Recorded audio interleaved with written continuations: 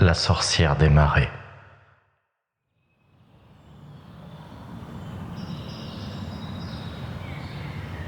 L'été était enfin revenu. Il avait emménagé dans la région il y a quelques mois avec sa fiancée et, suite à l'annonce de sa grossesse, ils avaient loué une maison à la campagne. Il profita des premiers rayons du soleil en ce samedi matin pour sortir et se balader avec son chien. Il passa devant un bâtiment abandonné sur 2 étages. L'empreinte du temps et le manque d'entretien donnaient à ce lieu un aspect des plus lugubres. Et même si la porte avait été condamnée par 2 planches de bois, il aurait été facile de se faufiler à l'intérieur. Depuis son arrivée, cet endroit lui donnait la chair de poule. Il se sentait mal à l'aise dès qu'il passait devant.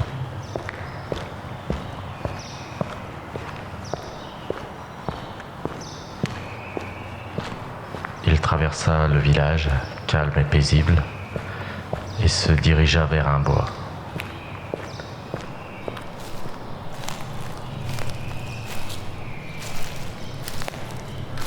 Il continua d'avancer, son chien marchant à côté de lui, piétinant les feuilles encore humides de la rosée du matin, et arriva sur un petit chemin longeant un marais. Il ne s'était encore jamais aventuré aussi loin. Il découvrait ce paysage sauvage et bucolique lorsque son chien, habituellement calme et obéissant, se mit à courir et s'arrêta quelques mètres plus loin en aboyant en direction de l'étang. Il siffla et l'appela, mais le chien l'ignorait. Il continuait d'aboyer frénétiquement, comme hypnotisé par l'eau.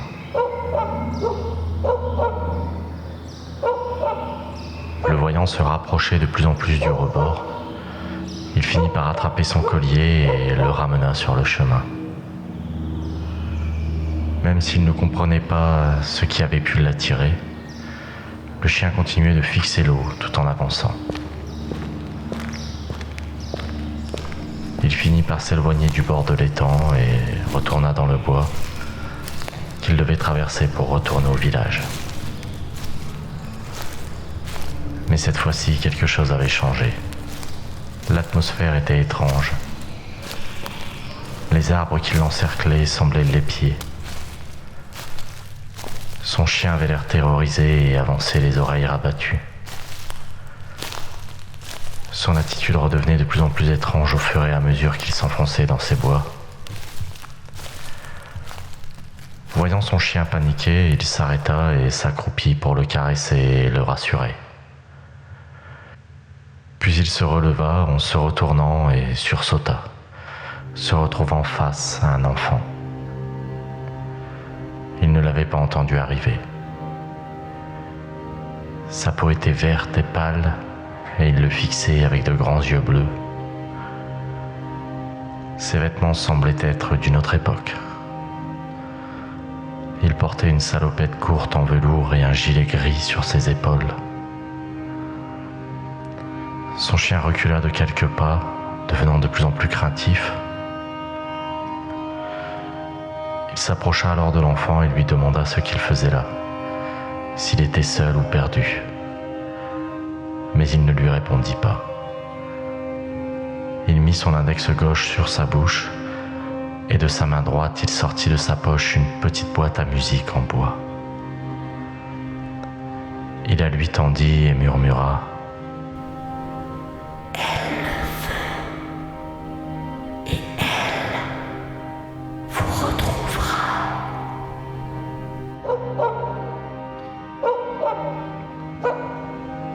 Il se retourna vers son chien qui venait d'aboyer et quand il retourna la tête, le petit garçon avait disparu. Il ne restait que la boîte à musique sur le sol. Il la ramassa et tourna lentement la manivelle.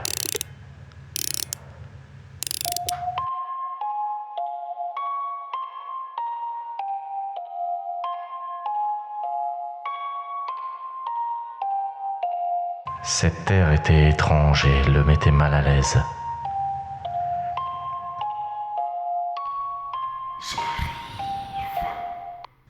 Il arrêta aussitôt et regarda autour de lui, se demandant d'où venait cette voix. Mais il était seul dans ce bois, au milieu de ces arbres immenses qui semblaient l'engloutir. Il appela son chien et s'en alla rapidement. Il voulait quitter cet endroit le plus vite possible.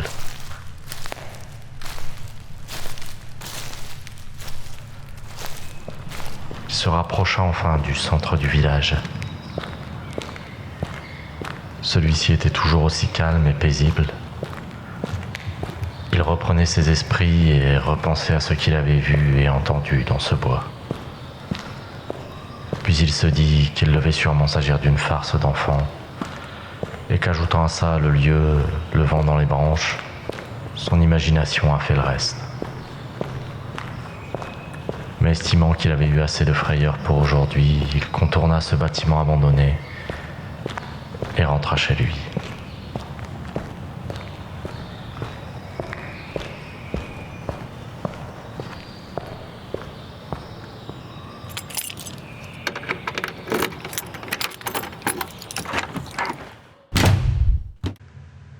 Il entendit la voix de sa fiancée qu'il rejoignit dans la cuisine où elle prenait son petit déjeuner et lui demanda si elle avait bien dormi. Elle lui répondit que non. Elle avait fait beaucoup de cauchemars. L'accouchement étant prévu dans 1 mois, cela était probablement dû au stress. Il la prit dans ses bras, lui dit de ne pas s'inquiéter et lui demanda si elle voulait lui raconter son cauchemar. Elle n'eut pas le temps de lui répondre que l'on frappa à la porte.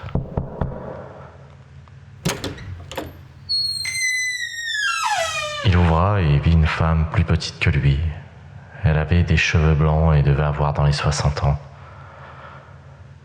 Elle se présenta comme étant la responsable du comité des fêtes du village et lui tendit une petite affiche lui demandant s'il avait déjà entendu parler de leur traditionnel vide-grenier. Il répondit qu'il n'avait pas eu l'occasion d'en être informé et qu'ils avaient emménagé il y a à peine 1 mois. Sa fiancée avança vers la porte et salua à son tour la vieille dame qui ne répondit pas. Elle fixait son ventre, puis leva les yeux et de ses lèvres tremblantes de peur, elle balbutia. « Vous êtes enceinte ?»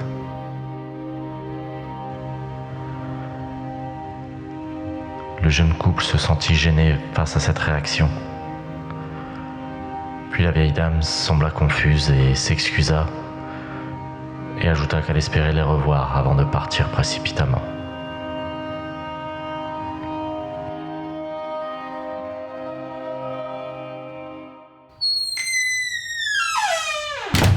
Ils refermèrent la porte et se regardèrent, tous deux prirent d'un fou rire. Sa conjointe retourna dans la cuisine en disant qu'il s'agissait sûrement d'une vieille superstition. Il la suivit, regardant le flyer, et ajouta qu'il devrait y aller. Après tout, ils aimaient chiner de temps en temps.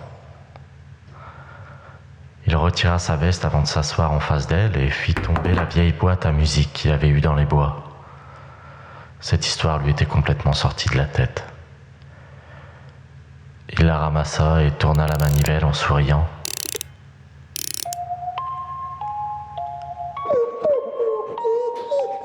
Mais fut arrêté par les pleurs de son chien, qui regardait la boîte tout en baissant la tête. Il leva les yeux et vit que sa fiancée la regardait également, partagée entre la surprise et la peur.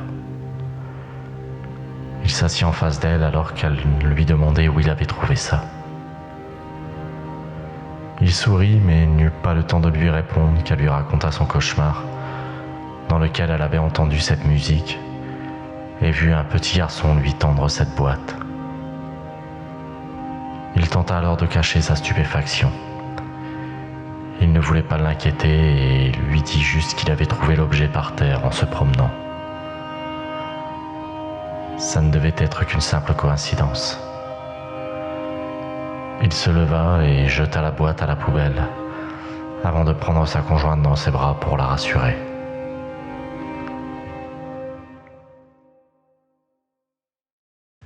La nuit qui suivit, il fut réveillé par sa fiancée qui dormait d'un sommeil agité. Il se redressa et s'assit sur le rebord du lit lorsqu'il entendit les marches de l'escalier craquer. Il se leva d'un bond, sortit de la chambre et vit une étrange forme. Une personne recroquevillée sur elle-même dans la pénombre en bas de l'escalier. Il fit un pas en arrière et alluma la lumière, mais l'endroit était vide. Voulant en avoir le cœur net, il descendit pour voir si quelqu'un était dans la maison. Il passa à la cuisine, dans laquelle son chien était allongé, tremblant de peur. Puis il entra dans le salon et cette musique résonna dans toute la pièce. C'est alors qu'il vit, posée sur la table, la boîte à musique qu'il avait pourtant jetée l'après-midi. Il la regardait tourner comme hypnotisé et sentit une main fine aux longs ongles crochus se poser sur son épaule. Il leva les yeux et vit dans le reflet d'une fenêtre que derrière lui se tenait une femme nue d'une maigreur squelettique. Sa peau épaisse et humide, pleine de verrues, avait un teint verdâtre semblable à celle d'un crapaud. Une eau sombre dégoulinait de ses longs cheveux blancs sur tout son corps. Elle semblait dépourvue de lèvres et son nez était long et crochu. Elle le fixait de ses yeux jaunes avec un point noir au milieu en guise de pupille. De son autre main, elle s'appuyait sur une fourche aux pointes recourbées et colla son visage au sien. Il voyait du coin de l'œil ses dents noires et acérées et sentait son haleine pestilentielle lorsqu'elle lui dit « C'est cette boîte qui m'a amené ici. Je le prendrai comme les autres. Je les ai tous pris. »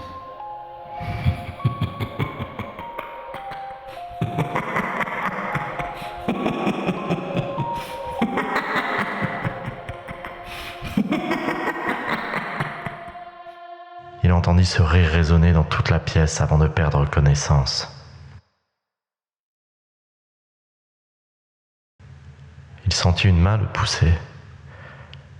Il ouvrit les yeux lentement, aveuglé par la lumière du soleil levant, et vit sa fiancée au-dessus de lui, lui demandant ce qui s'était passé et pourquoi il était allongé sur le sol.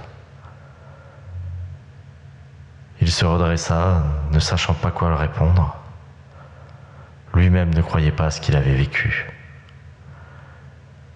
Il tenta de s'expliquer, mais sa conjointe, qui le regardait froidement, penchée au-dessus de lui, fit demi-tour et alla dans la cuisine.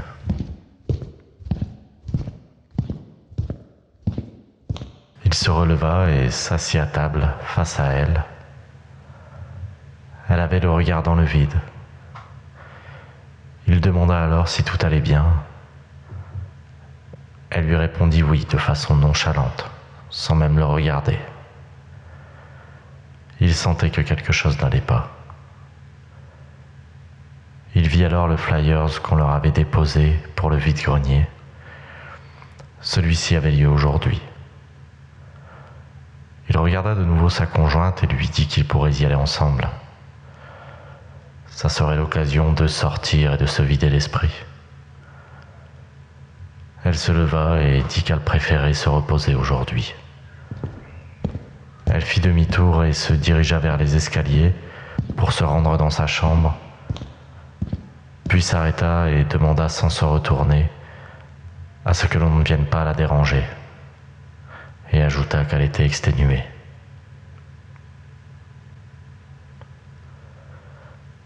Il décida de profiter du temps agréable en cette saison et d'aller à cette brocante.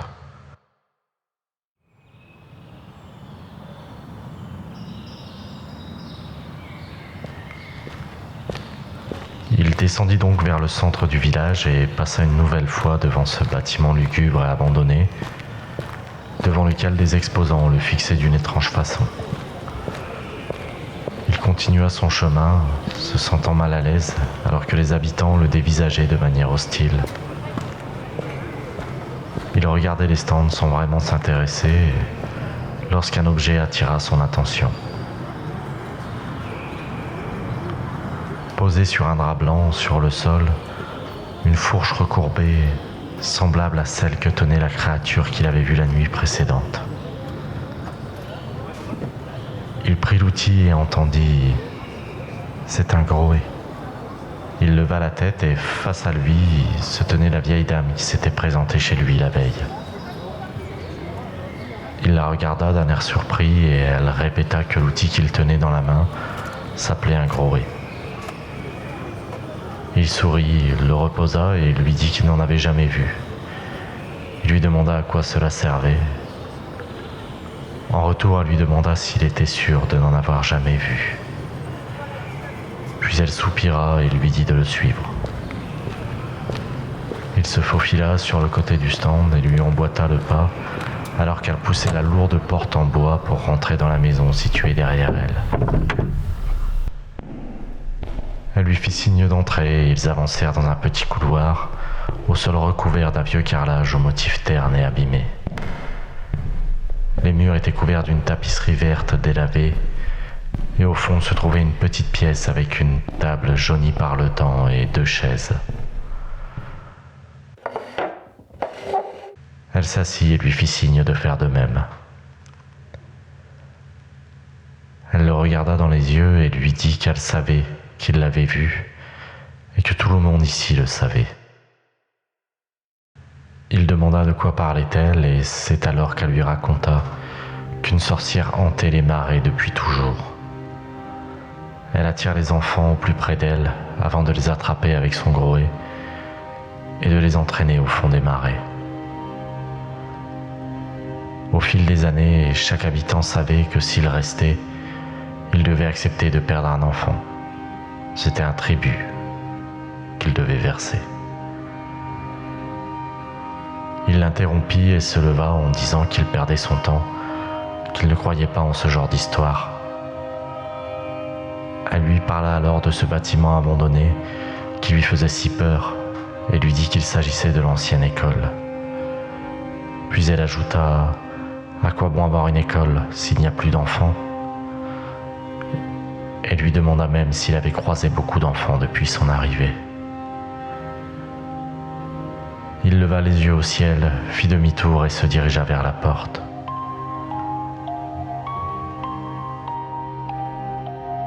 Lorsqu'il entendit cette musique, il se retourna et vit au milieu de la pièce la vieille dame, les larmes aux yeux, tenant dans ses mains cette boîte à musique. Elle lui dit que cet objet appartenait à son jeune frère, que la sorcière avait emporté il y a presque 60 ans. Il s'arrêta un instant, puis repartit, refusant de croire en ce genre d'histoire.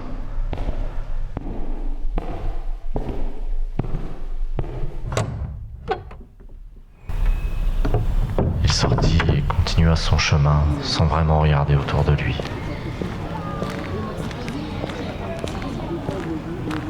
Il repensa à cette rencontre, essayant de se convaincre qu'il ne s'agissait que de vieilles superstitions.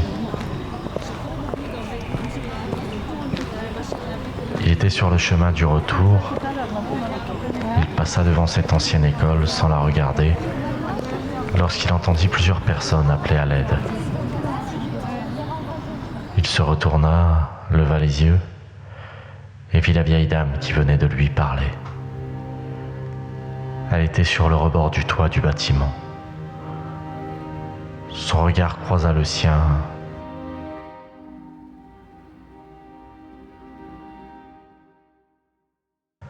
Et elle sourit avant de sauter.